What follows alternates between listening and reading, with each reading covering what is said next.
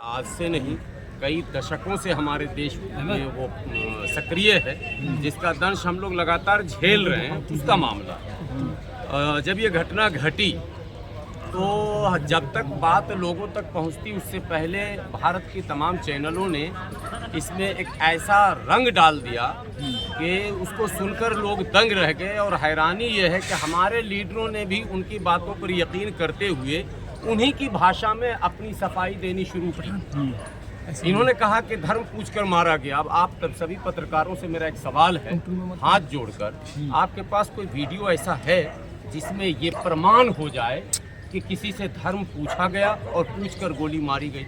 है क्या आप लोगों के पास? कह रहे हैं ऐसा एक मिनट में जो सवाल किया हूँ, आप लोगों के पास वो वीडियो है क्या? है? हाँ ना बोलिए तो मैं आगे नहीं है। फिर क्या चल रहा है? वो तो टीवी वाला बोल रहा है ना कि मारा गया। वो प्रमाण है, मैं ये पूछ रहा हूँ। देखिए सच की देश बहुत गलत रास्ते पर देश को ले जाने वाली टीमें सक्रिय हैं, यहाँ सैकड़ों तंजीमें सक्रिय हैं और आप हवा में बात कर रहे हैं। तथ्य पर आइए। आप लगभग 20 पत्रकार हैं, देश के चौथे स्तंभ हैं। मैं आपसे जानना चाहता हूँ कि अगर आपके पास वो वीडियो हैं जिसमें ये कहता हुआ कोई आतंकवादी कमीना कुत्ता हरामखोर ये कहता हुआ अगर दिख रहा हो कि तू कलमा पढ़, ये भी बात टीवी पे कहा गया है कि कलमा पढ़ाया गया, उसको उसका धर्म पूछा गया। ये मेरे हिसाब से, मैं 4 दिनों से लगातार सर्च कर रहा हूँ, जितने सोशल साइट थे सबको सर्च कर रहा हूँ, जितने आई विटनेस के बयान अब तक लोगों ने लिए हैं इधर उधर से, वो सबको मैं सुन रहा हूँ। मुझे कहीं भी धर्म का एंगल इसमें दिखा ही नहीं। और वो शब्द जो कहे जा रहे हैं, फैलाए जा रहे हैं, और बदकिस्मती से हमारे लीडर भी उसी को दोहरा रहे हैं कि गलत कहा, ऐसा कहा। अरे आतंकवाद की जितनी भी घटनाएं हैं, चाहे वो जिस नाम से भी हो, वो गलत नहीं, महागलत है। लेकिन फिर उसमें तुर्रा ये कि आप उस महागलत को मजबूती देने के लिए, बल देने के लिए, यानी आतंकवाद को इनडायरेक्टली आप कहीं से सपोर्ट दिलाना चाहते हैं क्या? कि आप उसको धर्म का एंगल दे रहे हैं? वहाँ पर मौजूद लोगों ने कहा है। किसने कहा? वही तो वीडियो में पूछना चाह रहा हूँ। चश्मदीद बिल्कुल मीडिया चला रही है। नहीं, फिर मीडिया चला रही है, यही तो मैं सवाल पूछ रहा हूँ आपसे। किसी चश्मदीद ने नहीं कहा, यहाँ तक के ग्राउंड रिपोर्टिंग करने वाले रिपोर्टर ने भी नहीं कहा। ज्यों वो सच बचाने लगा त्यों जो ब्रेकिंग न्यूज ये शुरू कर दिया। पूरा स्क्रिप्टेड है ये मामला। मैं जितनी निंदा उस आतंकवादी घटना की करता हूं, उतनी ही निंदा इस आतंकवादी घटनाओं का धार्मिकरण करने वाले उस गोदी मीडिया और लीडरों का भी करता हूं, जो इस देश में नफरत का बाजार गर्म कर रहे हैं। आपको पता है 28 निर्दोष जाने गई, जिस पर अफसोस है हम लोगों को, देश को, देश के हर एक नागरिक को, हर एक नागरिक का आंख नम है इस पर। लेकिन क्या उसके नाम पर फिर छूटे सांड की तरह धर्म पूछकर आप काउंटर करेंगे और मारेंगे? क्या ये अपराध की श्रेणी में नहीं आएगा? क्या ये आतंकवाद की श्रेणी में नहीं आएगा?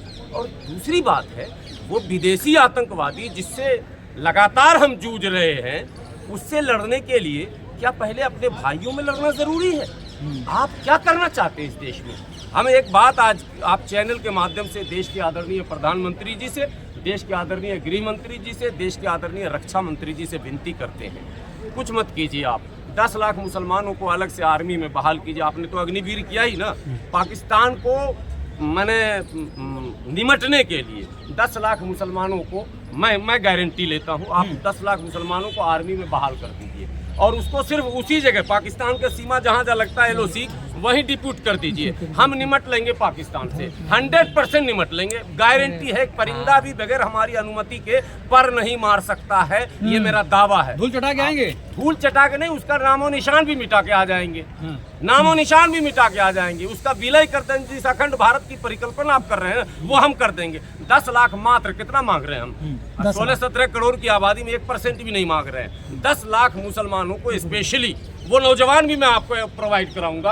आप आर्मी में भर्ती कराइए, जैसे अग्निवीर योजना था उस तरह का कोई योजना बने। पाकिस्तान मिटाओ योजना बनाइए, हम तैयार हैं। लेकिन आतंकवादी तो फिर वही बात, फिर समझिए इस बात को। इस देश में ये नहीं चलेगा साहब, डबल स्टैंडर्ड नहीं चलेगा। एक तरफ हमारे देश के मासूमों की जान पाकिस्तान प्रायोजित आतंकवादी ले रहा, दूसरी तरफ सत्ता के संरक्षण में जो आतंकवादी घूम रहे हैं वो भी जान ले रहे हैं। ऐसे कैसे चलेगा देश में भाई? ऐसे देश चलेगा? ऐसे चलेगा क्या? आपने आगरा में नहीं सुना? आप वीडियो नहीं देख रहे हैं क्या हो रहा अंबाला में? 26 के बदले 2600। जी 26 के बदले 2600। ये क्या किसको मारोगे? भारतीयों को।